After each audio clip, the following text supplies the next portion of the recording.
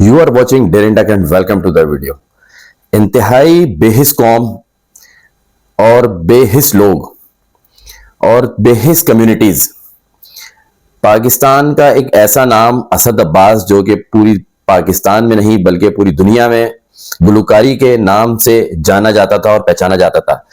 तमगा इम्तियाज हासिल करने वाला असद अब्बास आज इस दुनिया में नहीं रहा और वो बिस्तर मर्ग पे अपनी जिंदगी की भीख मांगते हुए, सिसकते हुए, गुर्दों की बीमारी की वजह से इस जहाने फानी से आज कूच कर गया। और वो अपने मुतादिद इंटरव्यूज में वो ये कहता रहा है कि मैं अल्लाह से ये गिला जरूर करूंगा और इन हुक्मरान और साहिब हैसियत लोगों का गिरबान जरूर पकड़ूंगा कि जो आज मेरी मदद के लिए नहीं आ रहे हैं।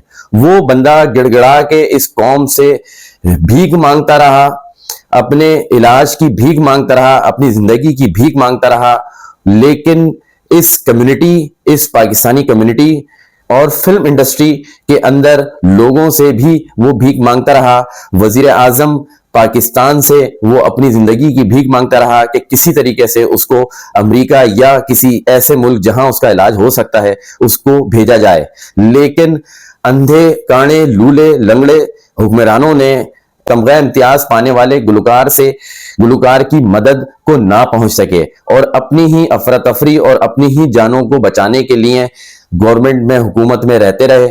तमाम जो गुलकार हैं, जो इंडस्ट्री के लोग हैं, उनको चाहिए हुकूमती इदारों के ऊपर या हमारे ऊपर जो मुसल्लत लोग हैं उनके ऊपर एक रुपए का एतबार ना करें, अपनी जिंदगियों को संभालें, सेट करें और तरीके से जिंदगी गुजारें।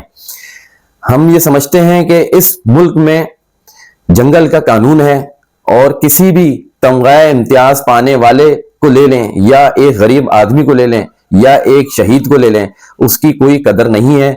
आवाम को, इस हुकूमत को, इस रियासत को दिमागों में ये बात डालना पड़ेगी कि हमारी ही वजह से ये हुकूमतें हैं, हमारी ही वजह से ये रियासतें हैं, हमारी ही वजह से ये इदारे हैं।